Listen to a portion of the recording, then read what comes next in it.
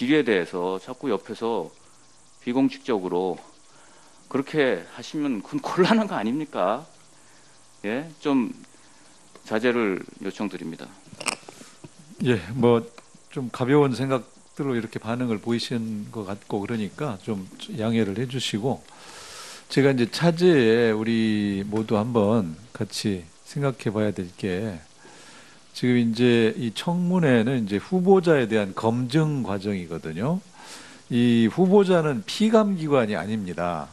그렇기 때문에 우리가 서로 예의를 지키고 이제 후보자의 답변 내용, 답변 태도 이거를 가지고 나중에 후보자로서의 적격 여부를 우리가 판단하면 되는 것이지 후보자의 답변 내용이 이제 불만족스럽다 해서 그걸 뭐 너무 다그치거나 이렇게 하는 것은 적절치 않다. 뭐 의원님들이 꼭 그랬다는 게 아니라 이제 그런 어떤 원칙적인 걸 한 번 더 우리가 생각하고 이제 질의를 하자 이런 말씀을 좀 드리겠습니다. 네. 방금 진상욱 의원님이 문제를 제기한 저는 굉장히 타당하다고 생각합니다. 물론 의견을 듣는 자리이긴 하지만 어떤 대답을 해도 되긴 되지만은 국민이 그런 쟁점 상황에서 어떤 판단을 하고 있는지에 대해서 알기 위해서 청문하는 겁니다. 그래서 뭐 후보자 마음대로 대답을 해도 되고 안 해도 되고 기회가 안 난다 이렇게 넘어가서는 안 됩니다. 중요한 쟁점에 대해서는 그것을 알아야 그 후보자로서의 어떤 비전과 통찰력과 그 직을 맡을 수 있는 자격을 국민들이 보고 판단하고 우리 판단하는 건데 위원장님 그렇게 두리뭉실하게 말씀하시면은 대답을 더 안 하겠습니다. 그래서 이 부분에 대해서는 위원장님께서 후보가 좀 더 명확하게 할 걸 명확히 좀 대답을 해달라고 요청을 해줄 걸 부탁드립니다. 아니 명확하게 대답을 하지 말라는 게 아니라 우리가 질의 답변하는 과정에서 그 피감기관과는 구별해야 된다. 이거를 지금 말씀드리는 거예요. 아니 그러니까 제가 일반적인 원칙이라고 말씀드리지 않았습니까? 그렇게 말씀하시면 안 돼요. 아니 그거에 대해서 그렇게 하는 얘기가 아니에요. 제가 일반론으로서 그냥 앞으로 이런 점을 우리가 서로 유의하자 이렇게 말씀드린 거죠.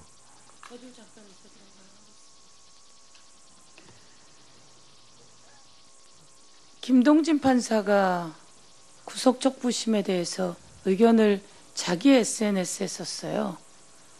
그리고 원세훈 무죄 판결에 대해서 과거에 지록이마라고 SNS에 올렸다가 의견을 게시판에다 냈다가 징계를 받았습니다. 원세훈 당시 국정원장이 무죄라고 하는 판결에 대해서 용감하게 글을 올리고 징계도 감수하고 징계를 받았죠. 그게 아마 법원 내 게시판이었을 겁니다. 그리고 이번에 밑에 있는 군인들은 전부 다 댓글을 썼다고 해서 처벌을 받았죠. 징역까지 살고. 그런데 그 위에 있는 사람이 법원에 한 판사가 영장을 냈고 구속, 그리고 또 다른 판사가 적부심을 내렸어요. 거의 있는 일이 없는 것에 대해서 또 판단을 해서 또 SNS에 올렸어요. 그걸 대법관이 지금 어떻게 대법관 후보가 판단을 하겠습니까? 그것을 강요하는 것에 대해서 제가 옆에서 이야기를 했지만 저는 그 부분에 대해서 판단을 하라고 강요를 하면 앞으로 일을 해나가야 되는 과정 속에서 모두 다 그 안에서도 논란이 있고 이야기가 되고 있는데 그걸 강요하는 것보다는 제가 보기에는 시간이 지났습니다. 질의 시간이.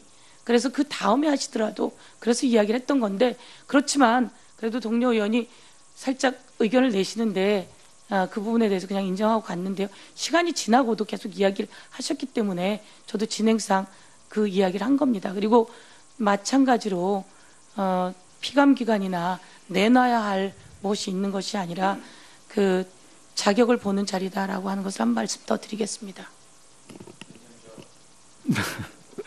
네, 마지막으로. 좀 오해가 있으신 것 같은데요. 제가 질의 시간 지난 다음에 1, 2분을 더 쓴 게 아니라 10초 정도 더 지났습니다. 그 정도는 지금 여기 동료 의원님들도 질의 끝나는 말 꺼진 다음에 충분히 해왔던 거니까 그건 좀 양해해 주시길 바랍니다. 앞으로 시간을 잘 지키겠고요. 제가 그 후보자께 답변을 강요했던 것이 아니라 후보자가 주신 답변이 윤리 강령을 위배했다라는 뜻으로 말씀을 하셨기 때문에 거기에 대해서 해석을 주셨기 때문에 거기에 대해서 이 사안이 해당되냐 안 되냐 하는 것을 여쭌 겁니다. 그 이상도 이하도 아니라는 것을 분명히 밝힙니다. 예, 예. 예. 뭐 그 무슨 지나쳤다는 그런 것은 아니고 이제 앞으로 우리가 이제 그런 점을 좀 종종 열중하다 보면은 이제 이렇게 그 열정이 넘쳐서 서로 좀 이제 그런 경우가 있으니까 좀 주의하자 이런 취지였습니다. 자, 그 다음에는 조홍천 의원님 질의할 차례. 네, 하시죠.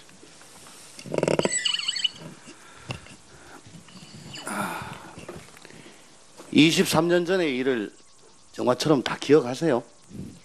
기억 잘 못하고 있습니다. 94년도인데요. 예, 저는 한두 건 기억납니다. 제가 직접 인지해가지고 경찰관 한 2명 잡아넣었던 거 그건 내 기억하는데 그거 말고 송치됐던 사건은 전혀 기억을 못합니다. 전혀 기억을 못하고 있는 상황에서 상대방은 뭐 일기장에 적어놨다 어쩌다 하면서 팩트다라고 거짓말하지 마라라고 하는데 참 그 존재를 입증하는 것은 제가 보기엔 불가능에 가깝다고 보고 다만 동료 판사, 선배 판사가 뭐 손찌검을 할 듯한 태세 이거는 대단히 이례적인 건데 그거는 제가 아까 이 자리에 없었습니다만 전해 듣기로는 민사를 함께 할 때는 있었다. 그것도 뭐 저 여직원 뭐 두둔한다고 해가지고 사건 처리와 관련해서가 아니고 예, 여직원은 아니었던 것 같습니다. 뭐 그거는 아주 이례적인 경우죠. 판사들끼리 그건 뭐 저도 참 처음 들어본 얘기입니다. 근데 그 경우가 복수로 있었습니까? 아니면 그때 한 번 있었습니까? 고 민사 재판 할 때 그때였습니다. 한 예. 번이었습니다. 저는 뭐 그걸로 대충 가름을 하면 된다고 생각을 합니다. 어떻게 여성 판사한테 아무리 선배 남성이라도 손찌검을 할 듯한 태도로 보인다. 대단히 그건 마초적이고 적절치 못한 행동인데요.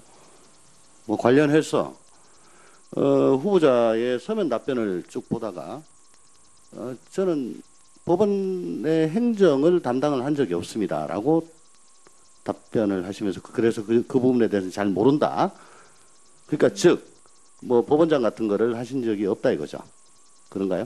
예, 법원장이나 법원 행정처 근무는 하지 않았고 수석 부장 판사는 했습니다. 그러니까 재판 하셨다는 거예요. 제가 네. 묻고자 하는 거는 지금 또 여성 대법관이 3번 계시고 또 퇴임하시고 만약에 후보자가 대법관이 되시면 또 지금 3명으로 가는 거죠. 네, 그런데 현재 여성 지방법원장 혹은 여성 고등법원장은 있습니까? 고등법원장은 없으시고 예. 지방법원장의 경우에는 지방법원장을 하신 다음에 다시 재판부로 복귀해서 재판장을 하시는 분이 그러니까 한 분 현재는 계십니다. 없죠. 현재는 없습니다. 이상하게 그 사법부가 여성에 대한 유리천장이 좀 두텁다라는 생각이 들어요. 평소 그 젠더법 학회 같은 것도 하시고 또 법원 내에 양성평등에 대해 가지고 많은 관심을 기울여 오셨지 않습니까? 근데 왜 이렇게 저 법원장 같은 말하자면 군대로 치면은 푸른 견장을 부여하는 데 인색할까요? 법원이 왜 그렇다고 생각하세요?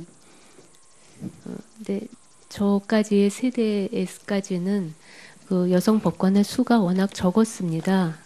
그래서 여성 법원장을 나가실 만한 분의 숫자 자체가 적었던 것 같습니다. 예, 제가 이 말씀을 올리는 거는 지금 이 자리에 또 법원 관계자 여러분들도 계시고 또 대법원장께서도 보시고 있을 걸로 그렇게 생각합니다. 사법부의 양성평등에 대한 노력 더욱더 기해 주실 것을 촉구합니다. 우스갯소리 한번 하겠습니다. 오전에도 뭐 차 얘기 많이 했는데 미국 농담 중에 도로에서 개가 죽어 있고 또 도로에서 또 변호사가 하나 죽어 있어요. 그때 그 현장에서 차이점이 뭔지 아십니까? 모르겠습니다. 예. 그 치어 죽은 개 앞에는 스키드 마크가 있고 변호사 앞에는 스키드 마크 없다는 게 그 농담입니다. 그러니까 법조인 사법 불신의 아주 참 적나라한 조크죠. 가장 나쁜 이웃이 변호사고요. 그 변호사에는 판사, 검사 다 들어갑니다. PPT 한번 좀 띄워주세요. 이게 한국행정연구원이란 곳에서 법원의 신뢰도에 대해 가지고 조사를 한 겁니다. 법원 신뢰도 전혀 믿지 않음이 무려 27%까지 쭉쭉쭉 올라갑니다. 아마 작년에 뭐 여러 가지 참 스캔들이 많았죠. 김수천 부장도 있었고 별로 믿지 않음 43.2%. 플러스하면 언뜻 보기에도 70%가 넘어갑니다. 문제는 추세입니다. 점점 더 믿지 않는다는 추세가 지금 강화되어 가고 있는 거죠. 다음. 이거는 OECD 국가별의 사법 신뢰도를 나타내고 있는 건데 너무 작아서 잘 안 보입니다만은 대한민국이 저 밑에 있습니다. 사법 신뢰도 27%. 42개국 중에 39위입니다. 무려 그 마야광이 창궐하고 있는 멕시코보다도 우리가 한참 밑에고요. 뭐 보스니아 뭐 이런 나라보다도 밑에입니다. 왜 이렇게 우리나라 사법 신뢰도가 바닥을 치고 있다고 생각하십니까? 여러 가지 이유가 많이 있을 것 같습니다. 그래도 뭐 중요한 게 있다면 저는 기수 위주의 그 조직 문화, 그로 인한 정관 예우의 의혹, 그리고 최근에 그 아주 그 대중적 관심이 많은 사람들에 대한 영장 발부 여부가 워낙 기준이 없는 것처럼 보여서 도대체 이게 로또와 같다. 영장이 나올 것이냐 말 것이냐 이거 가지고 술 내기도 하고 그래요. 요즘 우병우가 영장이 나올 것이냐 말 것이냐. 이거 어떻게 하면 좋을까요? 정관예우는 뭐 겪어보지 않으셨다고 하는데 그래도 30년 가까이 계셨으니까 주위에서 보셨을 거 아니에요.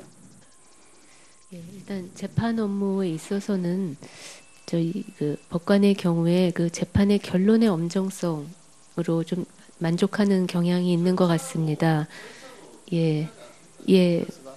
그래서 재판의 시작부터 끝까지 모든 전 절차에 걸쳐서 혹시라도 정관예우 또는 상대방 당사자에 비해서 한쪽 당사자에게 차별적인 느낌을 주는지 여부 이런 것을 모든 법관이 재판을 담당하는 법관들이 좀 처음부터 다시 자기 자신을 엄격하게 점검해보고 재판을 해야 될 것 같다라고 생각을 하고 있습니다. 대법관이 만약에 되시면은 저 보스니아보다 우리가 저 밑바닥에 처지는 멕시코보다 밑바닥에 처지는 이런 참담한 현실 이거 좀 탈피할 수 있도록 방안을 좀 생각을 해주시기 바랍니다.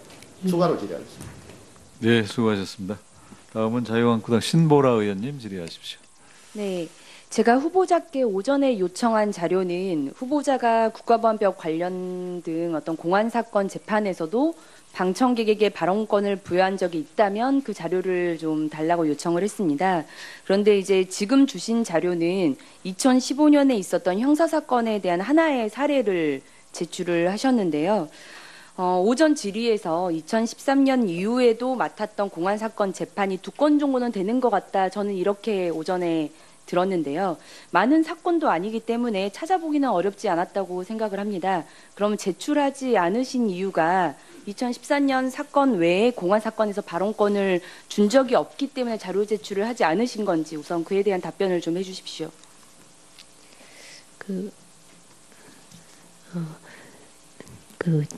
저는 오전에 말씀드린 것처럼 거의 모든 사건에서 다 발언 기회는 주는 재판으로 늘 하였다고 저는 기억하고 있습니다.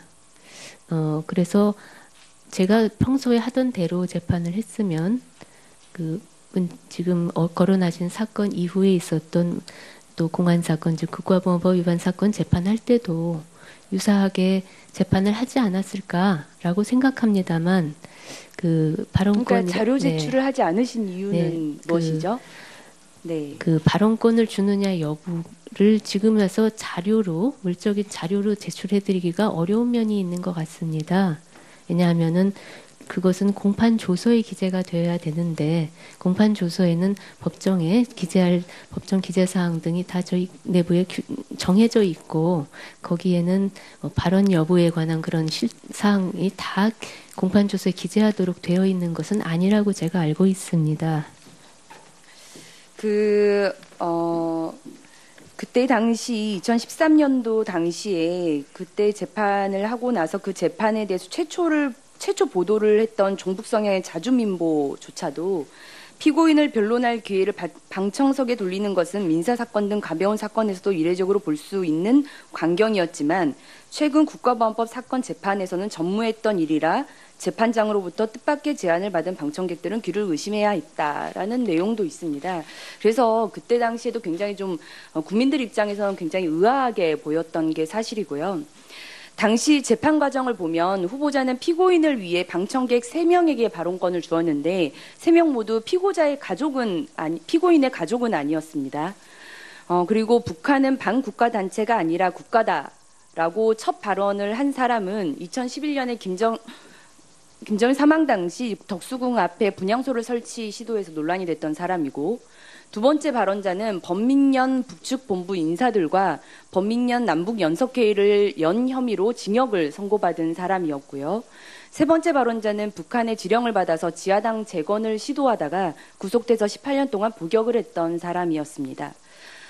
피고인의 가족도 아니었고 이미 첫 번째 발언에서 반국가적인 발언이 있던 터였습니다. 그렇다면 이어질 발언이 비슷할 것이면 충분히 저는 알 수 있었으리라고 봅니다. 그런데 후보자께서 발언을 제재하거나 중단하지 않고 계속해서 주었던 것을 보고 많은 국민들이 재판의 공정성 논란뿐만 아니라 헌법의 가치, 법의 존엄을 지키는 재판정에서 허용되었어야 하는 행위였던가 하는 의구심이 저는 들었다고 보고요. 또 피고인의 입장에 너무 지나친 배려가 있었던 것 아니냐, 그리고 재판의 공정성 논란도 좀 스스로 자초한 측면이 있었던 것 아니냐라는 지적들이 있었던 것입니다. 이에 대해서는 어떻게 보십니까? 예, 위원님 말씀하신 것처럼 그 국민들께서 염려를 하실 만한 부분이 있었을 것 같고 또 제가 조금 전에도 말씀드렸던 것처럼 그러한 질책에 대해서는 제가 겸허하게 받아들입니다. 그리고 그 이후에도 제가 많이 반성하는 계기가 되었습니다. 다만 제가 이 사건을 그 후에 실형 2년 선고하고 그 실형 2년이 대법원까지 가서 확정됐다는 것만은 꼭 말씀 올리고 싶습니다. 네, 저도 그의 원심이 확정됐다는 것에 대해서는 사실은 알고 있습니다. 그러면 방청객의 진술이 당시 후보자의 어떤 재판 심리에 영향을 미쳤습니까? 그 선고한 내용을 보시면 거기 그 반국가 단체성 등에 대해서 다 그 피고인의 주장을 배척하는 판단을 다 하였습니다. 그렇기 때문에 영향은 미치지 않았다고 제가 말씀드릴 수 있습니다. 네, 그러면 재판에서 정말 방청객의 발언이 심리를 위해 필요했다면 해당 인물을 증인으로 채택한 뒤 진술을 들을 수도 있거나 아니면 진정서나 탄원서를 받을 수도 있었을 텐데라고 하는 그런 의견도 있었는데요. 이에 대해서는 어떻게 보십니까? 예, 제가 그때 그런 다른 방법을 했어도 좋았을 것 같은데 다만 그때는 그냥 이렇게 해도 그것이 제가 한 것이 그 공판정에서의 소송지휘권 내에 들어간다라고 제가 판단을 했었던 것 같습니다. 그러면 국가보안법에 대한 후보자의 특정한 견해가 있습니까? 국가보안법에 대해서는 저는 그 필요성을 결코 낮게 볼 수 없다. 지금 필요한 법으로 저는 그렇게 받아들이고 또 그와 같이 판결을 해왔습니다. 네. 다른 질의를 좀 하겠습니다. 많은 위원님들의 질의가 좀 있었긴 했는데요. 오늘 여성가족부에서 제2차 양성평등 기본계획을 발표한 바 있습니다. 근데 이 계획을 미리 수립하기 전에도 굉장한 사회적 논란이 되어 왔던 게 사실입니다. 왜 갑자기 양성평등을 급작스럽게 성평등으로 바꾸냐라고 하는 많은 우려들이 존재를 했었는데요. 이 우려가 또 기우가 아닌 것이 문재인 정부가 대선 기간 동안 양성평등위원회를 성평등위원회로 변경을 하려고 공약을 했었고 또 여성가족부도 성평등이라는 것들을 사업명에서 갑자기 변경을 많이 해서 많은 저항이 있었습니다. 근데 아시다시피 우리나라 헌법 제26조 1항과 양성평등 기본법 제1, 2조 에서는 개인의 존엄과 가족 생활이 양성평등을 기초로 성립되고 실질적인 양성평등 사회실현이 목적임을 분명히 하고 있는데요. 그렇다면 법을 행정부가 정책으로 집행하는 과정에서 양성평등을 성평등이라는 용어로 변경하려는 시도는 법적 근거도 없고 위헌 소지도 다분하다 이렇게 볼 수 있을 것 같은데 후보자의 의견은 어떻습니까? 예, 아까 말씀드린 것 양성평등과 성평등은 다른 개념으로 생각이 됩니다. 그리고 위원님 제가 아까 말씀드린 그런 말에 그 말을 연장하면 위원님 말씀에 상당한 타당성이 있는 것 같습니다. 예, 수고하셨습니다. 다음에는 더불어민주당의 박찬대 의원님 질의하시기 바랍니다. 말씀하시면 안 돼요? 아니 그거에 대해서 그렇게 하는 얘기가 아니에요. 제가 일반론으로서 그냥 앞으로 이런 점을 우리가 서로 유의하자 이렇게 말씀드린 거죠.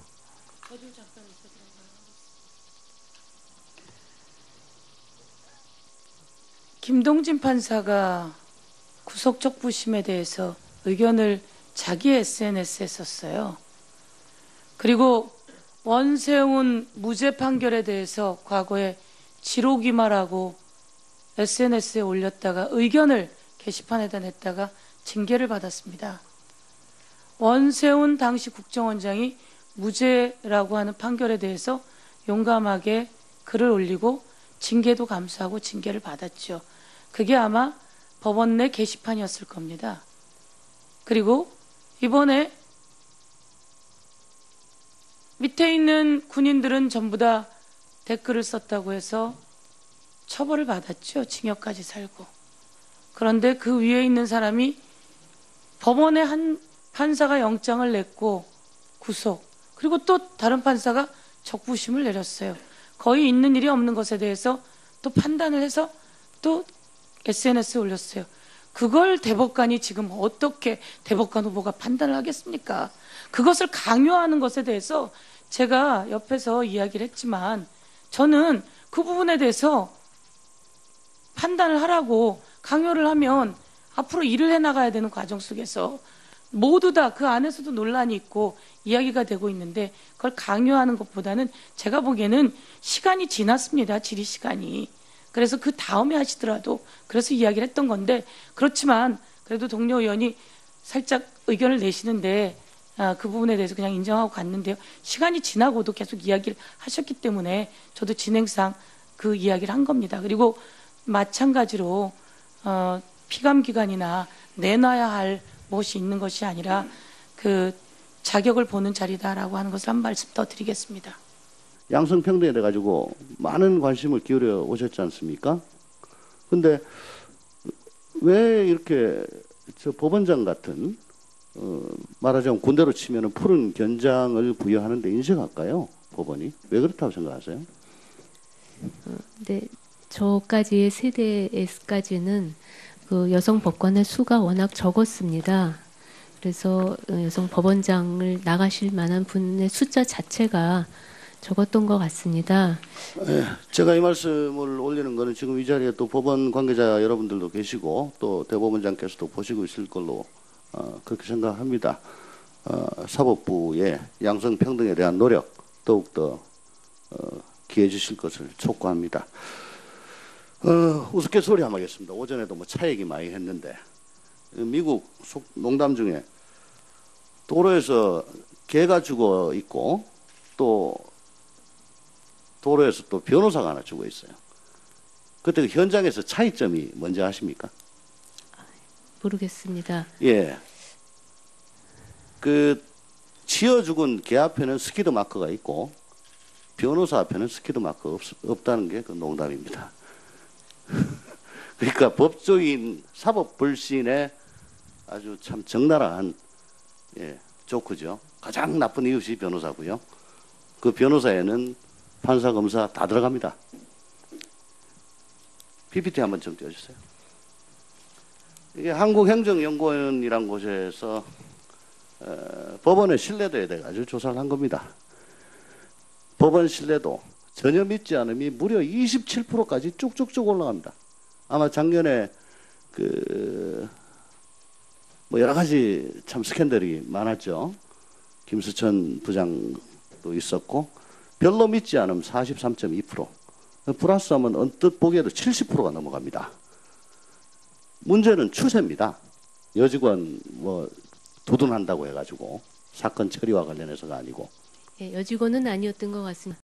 뭐 그거는 아주 이례적인 경우죠. 판사들끼리. 그건 뭐 저도 참 처음 들어본 얘기입니다. 근데 그 경우가 복수로 있었습니까? 아니면 그때 한 번 있었습니까? 고 민사 재판 할 때 그때였습니다. 한 예. 번이었습니다. 저는 뭐 그걸로 대충 가름을 하면 된다고 생각을 합니다. 어떻게 여성 판사한테 아무리 선배 남성이라도 손찌검을 할 듯한 태도를 보인다. 대단히 그건 마초적이고 적절치 못한 행동인데요. 뭐 관련해서 후보자의 서면 답변을 쭉 보다가 저는 법원의 행정을 담당을 한 적이 없습니다라고 답변을 하시면서 그래서 그 부분에 대해서 잘 모른다. 그러니까 즉 뭐 법원장 같은 거를 하신 적이 없다 이거죠. 그런가요? 예, 법원장이나 법원 행정처 근무는 하지 않았고 수석 부장 판사는 했습니다. 그러니까 재판 하셨다는 거예요. 제가 네. 묻고자 하는 거는 지금 또 여성 대법관이 3번 계시고 또 퇴임하시고 만약에 후보자가 대법관이 되시면 또 지금 3명으로 가는 거죠. 네. 그런데 현재 여성 지방법원장 혹은 여성 고등법원장은 있습니까? 고등법원장은 없으시고 예. 지방법원장의 경우에는 지방법원장을 하신 다음에 다시 재판부로 복귀해서 재판장을 하시는 분이 그러니까 한 분 현재는 계십니다. 없죠.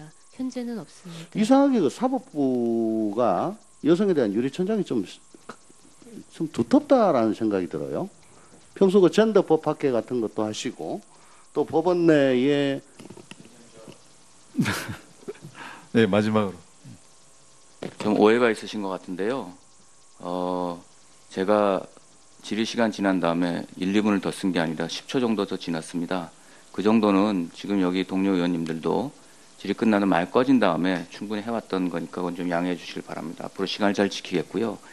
제가 그 후보자께 답변을 강요했던 것이 아니라 후보자가 주신 답변이 윤리 강령을 위배했다라는 뜻으로 말씀을 하셨기 때문에 거기에 대해서 해석을 주셨기 때문에 거기에 대해서 이 사안이 해당되냐 안 되냐 하는 것을 여쭌 겁니다. 그 이상도 이하도 아니라는 것을 분명히 밝힙니다. 예. 뭐 그 무슨 지나쳤다는 그런 것은 아니고 이제 앞으로 우리가 이제 그런 점을 좀 종종 열중하다 보면은 이제 이렇게 그 열정이 넘쳐서 서로 좀 이제 그런 경우가 있으니까 좀 주의하자 이런 취지였습니다. 자, 그 다음에는 조홍천 의원님 질의할 차례. 네, 하시죠.